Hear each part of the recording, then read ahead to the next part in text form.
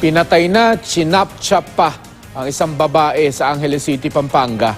Suspect sa krimen ng kanyang ka-live-in na napatay ng pulisya matapos daw makipagbarilan. Makibalita tayo kay Rafi Tima.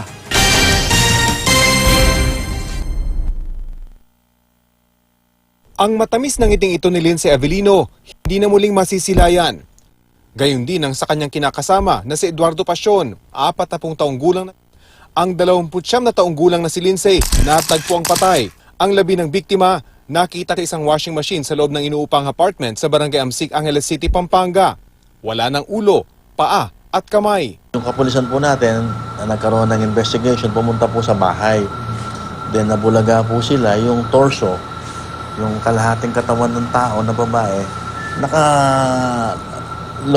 nasa loob po ng washing machine. Natuntun din kalaunan ng Angeles Police ang ulo, 2 paa at 2 kamay ni Lindsay. Nasa sako ang mga ito na isinilid naman sa isang maletang natagpuan sa isang hiwalay na bahay sa Barangay Pampang. At ang abandonadong bahay na yan, dating tinitirhan ng kalibin ni Lindsay na si Eduardo.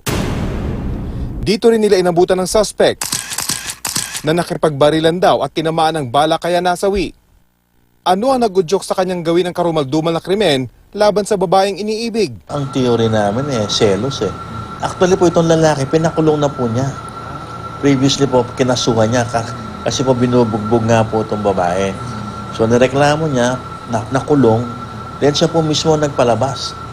Dahil siguro talagang mahal niya itong lalaki, pinatawad niya, pinalabas niya po. Hinala ng Angeles Police, umaga nangyari ang krimen bago nila nadiskubre ang katawan. Hindi pa nakukuha ng mga pulis ang ginamit na suspect sa pag-chop-chop sa biktima. Base sa investigasyon, inamin ni Eduardo sa kanyang katrabaho ang nagawang krimen. Ang suspect na taga-ukit ng kahoy na ginagawang eroplano at helicopter na pang-export, hiwalay sa kanyang misis at may 4 na anak. Kinuha na ng mga kaanak na taga-Angeles City ang labi ni Eduardo.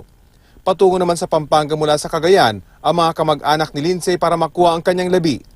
Rafi Tima, GMA News.